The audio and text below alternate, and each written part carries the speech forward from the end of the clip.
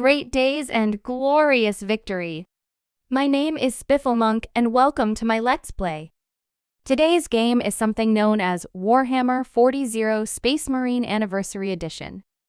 I have been told in hints and comments about this universe before from Rubik's and his crew when we played Barotrauma. And while I'm busy recording footage for Grounded, I need to take a vacation from the spiders. So, here we go. Spiffle starts the game up and has issues with screen resolution but fixes it eventually. Finally, he has the chance to pay attention to the menu screen and sees what's going on.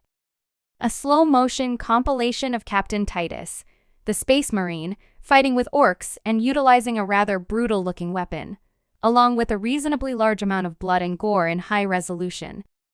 Oh dear. What have I gotten myself into? Well, I'm here so I might as well. Spiffle chooses the easiest difficulty and starts the game. The introduction sequence starts. The opening cinematics are dated, but still pretty cool looking. Spiff makes some mental notes as it plays through. Manufactorum, Forge World, Warlord Class Titan, and Exterminatus. WHAT. What's an Ultramarine? The introduction sequence finishes, and a number of warship hulks drift across the screen. The architecture catches Spiff's eye and makes a grunting noise. Why? Why do those shit designs look familiar? The cutscene goes into Captain Titus's face, zooming out on the aged battle-hardened Astartes. Spiff stares in awe at the sight of the armor, gilded equipment, and heavy weaponry in the cutscene, ignoring the conversation for the moment and just staring at the equipment. The jump begins and Spiffle's face gets locked into an open-mouthed jaw on floor position as the scene of devastation plays out. Captain Titus weaves through the mass of hulks and machinery and lands on the deck of the Orc flagship.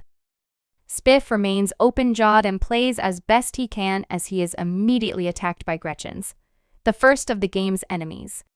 He quickly makes sense of the situation, having played human games before, and shoots the red barrels and opens the way forward.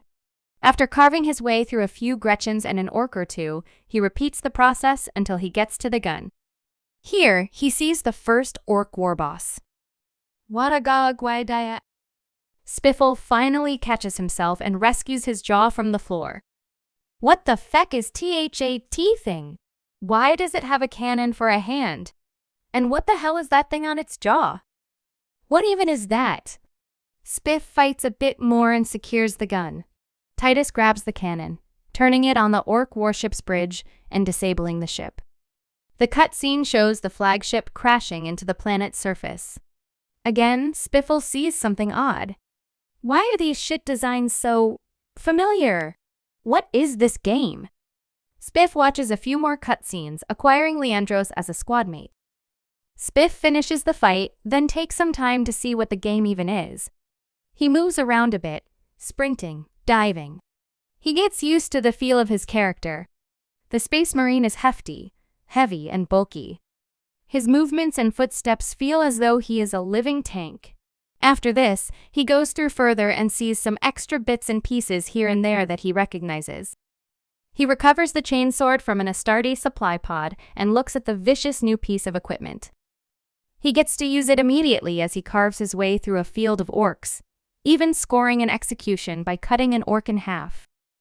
Spiffle fails to have any words to say as he carries on. His face distorted by an expression of shock and confusion, his skin changing to that familiar pale hue. Eventually, he gets to the bunker and the cutscene there plays out. Look at the damn size difference! These guys are fucking huge. Is it any wonder I feel like I'm playing with a walking tank?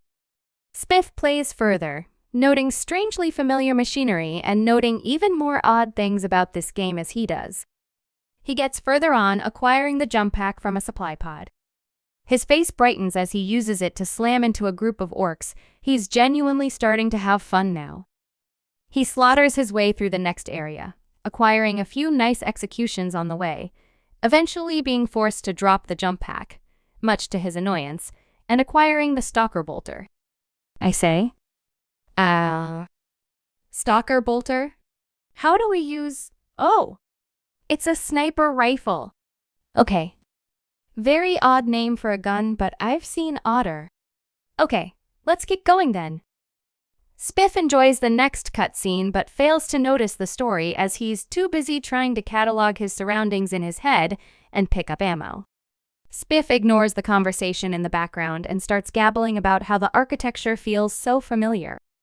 There's something so odd. I'm sorry, I know I should be paying attention here, but I can't. There's something so odd about it, one I swear I have seen this kind of structure and decoration before. I can't place it though.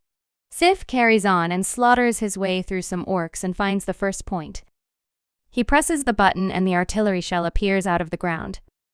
WHATTBLAZESISTHAT. Is that an artillery shell? How am I supposed to— oh! Well, shit. Spiff's train of thought is derailed as he places the melt-a-charge on the shell, and his character uses his ridiculous strength to shove it into the loading belt. Spiff is amazed at the strength of the Astartes and remains open-mouthed in awe as he slaughters his way through the next section of the game. Spiff nearly gets killed as he focuses too much on the use of the bolter rather than getting executions to maintain his health. The cutscene plays as Spiff finishes the level and the massive cannon emplacement explodes in a cheesy but entertaining boom. Well, that's done then. That explosion sequence was, how can I best describe it? Pellin. Yeah. I think that's a good way to do that. Pellin is the Eridani word for, like, cheese, I think. Yeah. Pellin is cheese. Or Pellinai, I guess. Wow. I hate language sometimes. Spiff gets to the next scene and lets out a delighted squeeze as he sees the next objective, a train. TRAIN. Why, oh why? What? Battering ram. What are they going to? Oh, bugger. I should pay more attention. The orc things are going to use the train to breach the— what was it again? Manufactorum? Gotta stop it, I suppose. Spiff fights his way through a legion of orcs and dies to the orc plasma turret. He squeals angrily in Eridani and tries again, with difficulty but manages the job. Eventually, the orc warship starts flying nearby and engages. This fight, for Spiff at least, is surprisingly easy. Spiff watches the cutscene and is a bit put off by the cinematic. Bachelini Pellini Baker and Tehan. Spiff shakes his head after he catches himself speaking in his native tongue. I mean, my god, that was cheesy. Spiff moves to the next location and watches the next cutscene this time. He nearly retches at the sight of the human corpses strewn about in various stages of dismemberment, though. What the smeg is a servo skull? Is that? ISTHATA. What the hell is with this universe? Okay, what's an inquisition? Experimental WHFORBARAKASAKECANIPLA YAHUMANGAMEW ITHVINGTOI DORESEIFORI XEURSEISERISEEAAIM. Spiff fights on, watching the cutscenes as he goes while he gripes about having to do more reading after the recording is over. Eventually he fights through some more orcs, nearly getting killed by an orc knob, and drops a giant plasma cannon on an orc camp with a chuckle. Spiff gets to the elevator to meet with the Imperial Guard and pauses for a moment. Okay, whoa, wait. You mean to tell me that after LLTHAT orky things with those huge axes and big fuck-off guns, these tiny humans, these Imperial Guard, managed to get through all that shit and get on this elevator? Even with the big stupid train, the big stupid flying warship thingy, and the big stupid GUN on a crane, these humans managed to survive all that shit? Nope. I don't believe it. Immersion broken. Screw it. Spiff scoffs in annoyance and watches the cutscene. He goes through the Imperial Guardsman's camp and through a few more elevators into the Manufactorum. On the site of the War Titan, His jaw hits the floor and sits there staring at it for a while. He stays jaw open and carries on, finding more strangely familiar architecture on the way through the cutscenes and game. He eventually finds Inquisitor Drogon and watches the cutscene, his jaw still wide open in shock. WOAH? Wait, what? Psyker? Did I hear that right? Psychic abilities controlling bleeding. WHAT. BLASPHEM. Y. BLASPHEMYISAY. Spiff pauses the game and goes into a short, angry tirade, directing his apparent religious righteousness into denouncing Drogon and his apparently heretical abilities. It is at this point the screen pauses and Spiff's editor Francine shows a short description of Eridani culture, specifically a part of their religious beliefs that denotes a very much justified, at least to the Eridani, hatred towards psionics or magic powers of a sort. Apparently, even the concept of a magic user can make the normally peaceful Eridani become rather aggressively homicidal. Francine happily skips Spiffle's half-hour-long tirade and finally shows him calm, with a cup of Yorkshire tea and a top hat with a monocle. What? Don't judge me. USUPPOSAD to drink tea like this, you heathen. I mean, really. Spiff scoffs and finishes his tea. He removes his tea-drinking outfit and resumes playing, trying his best not to get too angry at Drogon and fights through the game. Eventually, he gets to the next cutscene where Drogon's voice makes him visibly unamused. He acquires the power axe from the supply drop, and the cutscene plays out where the orc shaman is introduced, and Spiff goes batshit angry at the sight. He ignores every other enemy, much to his detriment, and beats the orc shaman's head off, eventually progressing further. A BOMINABLAFAT IDCREATURE. Oh. What? The war boss. Is this the boss battle then? Spiff gets through the next cutscene and gets attacked in the venting chamber holding the weapon. He faces a few waves of enemies and nearly gets killed several times because he's focusing too much on killing the shamans and war boss to bother fighting anything else. Eventually he gets to the cutscene and he squeals in shock as Captain Titus grabs the power source. Well, that's an interesting cutscene. Why would you grab a microfusion generator with your bare hands exactly? That seemed a little silly to me, but apparently I survived. So, tunnels again? This game seems to have a lot of inside stuff apparently. Spiff eventually gets to the surface and gets to Chapter 8 of the story. He admonishes himself for not paying more attention to the story, and goes pale at the sight of red splattered across various walls and floors. The spattering of human corpses everywhere, plus the conversation between the Marines, makes Spiff pause the game, go pale, and then curl up in a whimper for a while. Eventually, the scene cuts back to Spiff resuming gameplay after another cup of tea. The next cutscene plays, and rocks start dropping from the sky. Wait. Millions? MILAIONS. How bloody many of these things can there be? I ain't fighting all that shit, am I? Spiff finds the last cannon and encounters a new enemy, a shoot-a-boy with a rocket launcher, and quickly uses the new weapon to great effect, killing the first few he sees with ease. Spiff stops and makes a note on a nearby writing pad. Item 84 for research. Terminology, mass, grave. There. Things to look forward to, I suppose. He carries on through the game, quickly finding the rocket boys to be the bane of his existence as he nearly gets killed by a wayward rocket. He dispatches the target with prejudice and carries on. The next cutscene plays and Spiff makes some mental notes on more research, until he hears the phrase psychic scourge. He jumps out of his chair and engages in another witchcraft-hating, rage-fueled rant that Francine thankfully skips past. Spiff is seen drinking a third cup of tea, again, with the top hat and monocle in a most gentlemanly way. Eventually, he returns to his senses and resumes playing the game. It is shortly after this that Spiff acquires the power hammer and starts having the absolute time of his life the first time he smashes an orc's head into the floor. He gets the jump pack, and thanks to the hammer he breezes through the next stage of the game like a shot, having way too much fun as he blasts his way through the hordes. ILOVETHISTHING. HAHAHHHA. Hammer your head, hammer your head. Can I keep this for the whole game? No, I can't. Would be too boring for the viewers, I guess.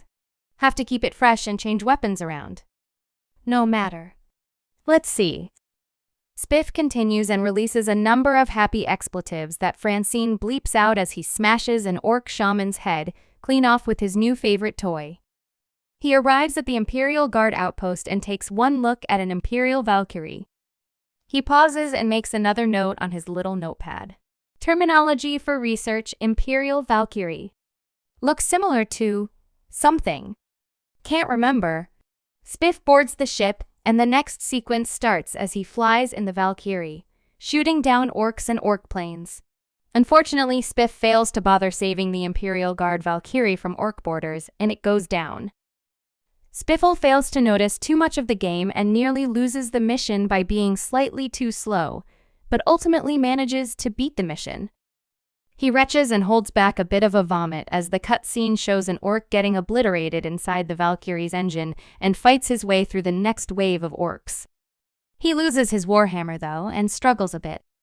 Eventually he gets back the power axe and gets to the next area. Ew. More tunnels? More passageways? This game has a thing for tunnels, apparently. Oh, let's go. Spiff moves through the debris of the area, making more notes as he goes and finally reacquiring the Thunderhammer with a squeal of glee. And slaughters his way through more orcs, including shamans and rocket boys. He quickly blasts his way through, but has a lot of difficulty fighting through the turrets in the research facility. Once finally able to look around, Spiff retches a bit as he looks at what's going on in there, taking closer looks at the artifacts and specimens in their cells and cages. Gods above, this is awful. I sure as hell hope humans don't actually do these things. Do they? Spiffle talks seemingly to nobody and carries on to the next objective. He fights through the orcs that have breached the facility and happily carves his way through a few orc knobs and a shaman or two. He laughs and squeals in delight as his favorite weapon beats through the orcs. The power source is inserted and the way Drogon talks is a bit unsettling to Spiff as he raises an eyebrow at the sight. That guy sounds a bit, what's the phrase? Sketchy? I think. Yeah. Sketchy. That dude be sketch as hell. Spiff carries on playing and happily hammers his way through more orcs as he repairs sabotage and heads to the main control panel to fire the weapon. Francine has to censor some very nasty Eridani slurs as the psychic scourge is used. The orc war boss appears as the weapon fires and Spiff gets to fighting, not noticing the spire in the background is disintegrating. OHCRAP, it's the boss fight. It takes Spiff 3 separate attempts to kill the orc war boss. With this being his toughest fight, the war boss kills him 3 times before he finally manages it, barely getting through it. The orc war boss collapses dead, and finally Spiff takes a breath. Why did that fight take so long? What the hell? Damn it! Was I so bad at that, or was that just a hard boss fight? Oh well. Looks like the game is over then. Let's see. The cutscene plays out and the orc war boss comes back to life. OHBUGGEROFF. IATYOUINTHEADTIMEESWITFFECKOFFAAAAM YUSUPPOSEDTOBEDEAD. The cutscene shows a warp portal appear, followed by a group of very clearly not friendly creatures. SEE. SEE. ITOLD. YUITOLD. The cutscene is cut short as Francine has to use a series of bleeps to censor Spoifle's angry tirade as he says more nasty things about magic and its users. The cutscene plays out, finishes, and Spiff is too busy being angry to bother playing, and Titus dies due to Spiff being AFK thanks to his angry words. He has to restart the mission and starts hammer smashing his way through a swarm of both orcs and chaos demons. Spiff has trouble because the demons are significantly harder to kill than the standard orcs, and he eventually manages to find a way through to the next objective. Barely. A cutscene plays and Spiff seems to at least have tried to calm down. And then he gets an abnormal sparkle in his eyes as he gets a rather sinister smirk across his face. Oh please, please, please, gods of the game. Please, let this mean I get to play as the giant super big war robot thing. Please. Spiff gets through the next phase of the game, again, loving the power of the Warhammer as he blasts through the hordes of demons and orcs alike. He pays attention to each cutscene that follows, each time making a note in his little book. He's genuinely shocked to see the Imperial Guard still standing and still fighting as the demons arrive. First, the orcs, now the demons? ANDTHESEGUYSAREST You can't be serious. I mean, this game is pretty fun. Save a few evils and inconsistencies. But after this, these guys are still around. Spiff scoffs at the guardsmen and carries on. He fights through more tunnels and uses the meltagun and plasma bolter to finish off an orc attack. Again, he scoffs at the fact that any Imperial Guard are still alive, but carries on. Eventually, after returning the sentry guns back to operation, he reacquires his Thunderhammer and faces off one more time against the orc war boss. Oh, for God's sake, not this twit again. It isn't that hard to beat the orc war boss, at L. East not this time, as he manages to figure out that the small orcs are there to give him health, so the war boss is killable. Eventually, the war boss actually dies, and Spiff lets out a happy cry as the war boss is blasted to death by a plasma pistol. The next phase moves on, and Spiff eventually gets to the Manufactorum to the War Titan, only to face against his first Chaos Space Marine. Hello, who's this then? Wait, is that another Space Marine? Only. Pointier. Okay. Obviously, he will be hard to beat, but let's go. With a combination of Meltagun, Plasma Bolter, and Fury, Spiff beats the Traitor Marine easily and nearly has a fit as he finally gets to the next objective. Board the Titan. YESSSSIGETTOPLA YWITHTHEGIANTMURDEIROBOT. Spiff gets too excited and has to defend himself against flying sentry drones before he does, dying to them twice before finally getting to the Titan itself. WAARITHAGINSINGISTWANTTOPLA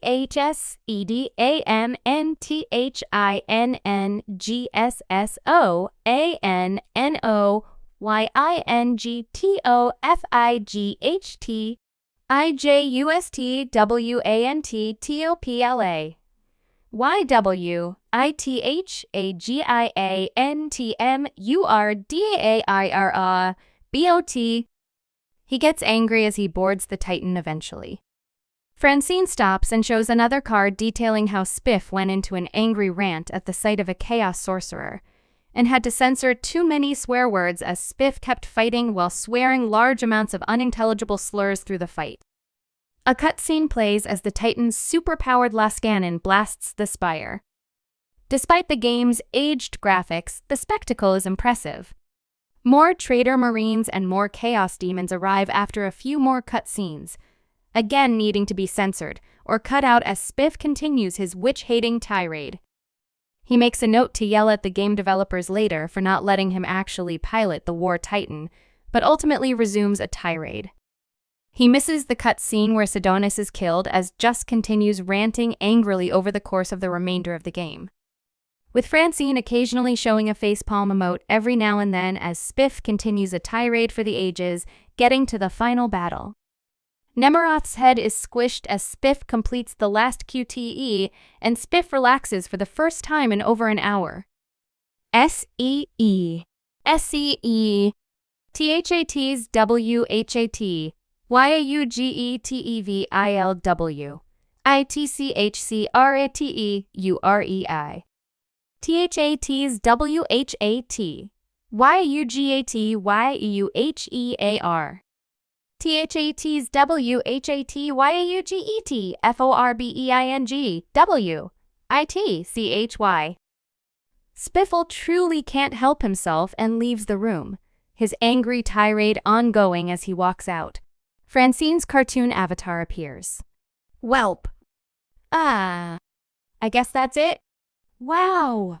Sorry about Spiffle he. Well, the Eridani have an exceptionally long and blood-saturated history with the whole magic thing, so I guess this wasn't a good idea. Anyway, see you next time. Spiffle's outro plays.